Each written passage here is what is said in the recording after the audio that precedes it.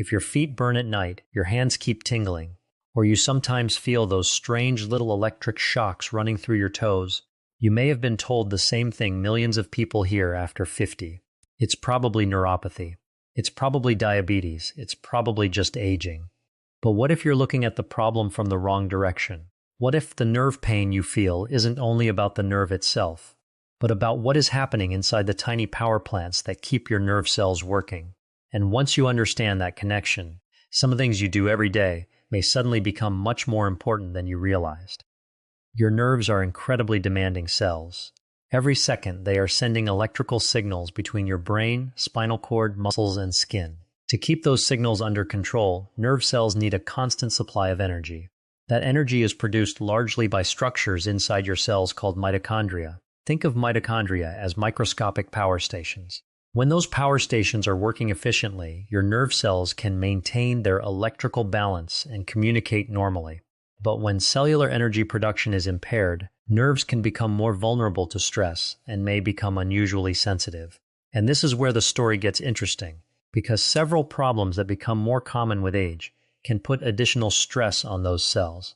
High blood sugar, nutritional deficiencies, chronic inflammation, certain medications, poor sleep, and physical inactivity can all affect the environment in which your nerves have to function. That doesn't mean one of these automatically causes your neuropathy. It means there may be more going on than simply asking, how do I stop the pain? Start with blood sugar.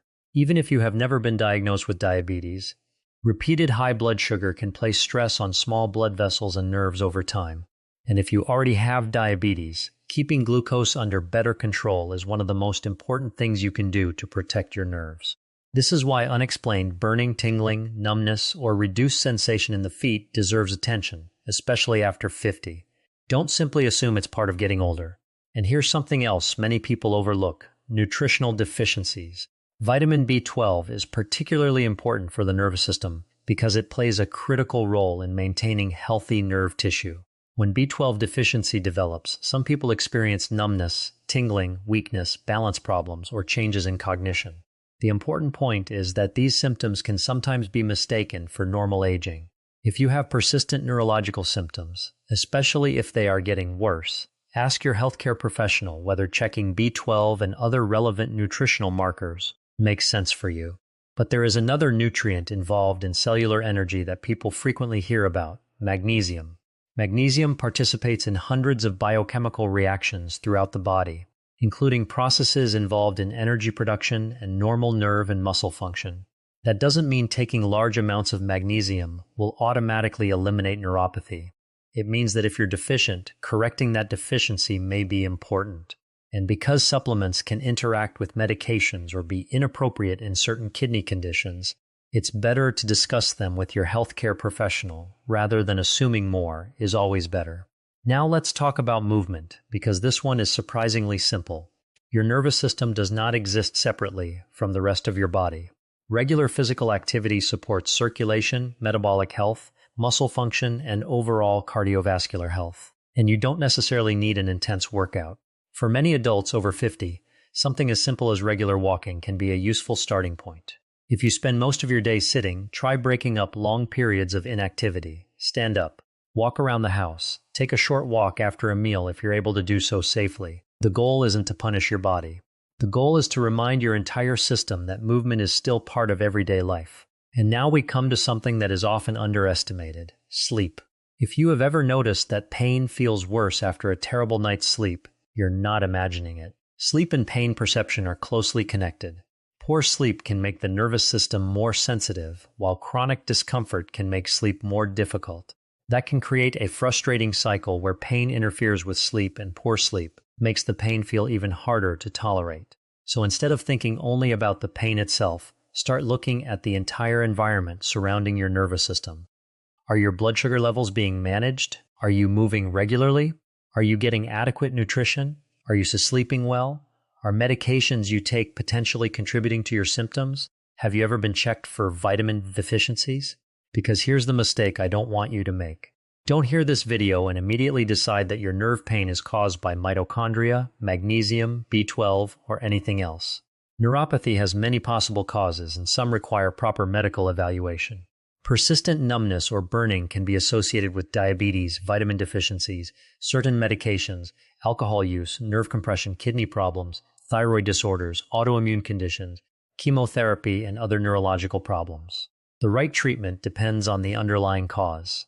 And if your symptoms are new, rapidly worsening, affecting your ability to walk, causing significant weakness, or accompanied by other concerning symptoms, don't try to manage everything at home. Get evaluated. But if you've been living with burning feet, tingling hands, or unexplained numbness for months or years, there is one question I want you to take to your next appointment. Don't simply ask, "What can I take for the pain?" Ask, "Do we know what is causing my neuropathy?" That one question can completely change the conversation, because controlling pain is important, but identifying the reason behind the pain can be even more important. So tonight, take a moment and think about what your body has been telling you. Have the symptoms been slowly getting worse? Do they become more noticeable at night? Do you have diabetes or elevated blood sugar? Have you ever had your B12 checked? Are you taking medications that could potentially affect nerve function? And are you moving your body every day? You don't need to change everything tomorrow morning. Start with understanding the cause. Then work with your healthcare professional to address the factors that can actually be changed. Your nerves are not simply wires carrying pain signals. They are living cells that require oxygen, nutrients, energy, circulation, and protection. And when you start looking at nerve health from that bigger picture, you may realize that managing neuropathy isn't only about finding something that temporarily makes the burning disappear. It's about protecting the nervous system that you still have and finding out why it is sending you those signals in the first place. If you or someone you love has been dealing with burning feet, tingling numbness, or unexplained nerve pain after 50, share this video with them and tell me in the comments, where do you feel your symptoms most? Your feet, your hands, or both? Your answer could also help us understand which topics we should cover next. And remember, don't automatically blame every new symptom on aging. Sometimes your body isn't telling you that you're simply getting older. Sometimes it's telling you that something needs your attention. But there's one more piece of the puzzle that most people never hear about, and it may explain why your symptoms seem to change from one day to the next. You might notice that the burning is worse at night, that your feet feel strangely cold even when they are warm to the touch, or that walking for a few minutes makes the sensations change. These details matter because nerve symptoms are not always random. They can be influenced by circulation, blood sugar, body position, activity, sleep, and the overall health of the tissues surrounding the nerves. Think about what happens when you sit for hours. Your muscles are barely contracting, your circulation patterns change, and your nervous system is receiving far less stimulation than it would during movement. Then you stand up and suddenly notice pins and needles, tingling, or that uncomfortable feeling in your feet. Occasional sensations like this can happen to anyone, but persistent or progressively worsening symptoms deserve a closer look. And there is another mistake people over 50 sometimes make. They wait until the numbness becomes painful before taking it seriously.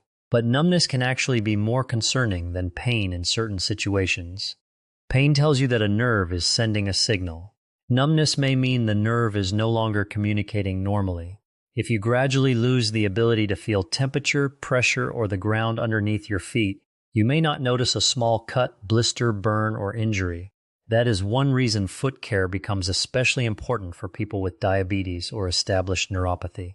So tonight, take a moment to check your feet. Look at the skin. Look between your toes.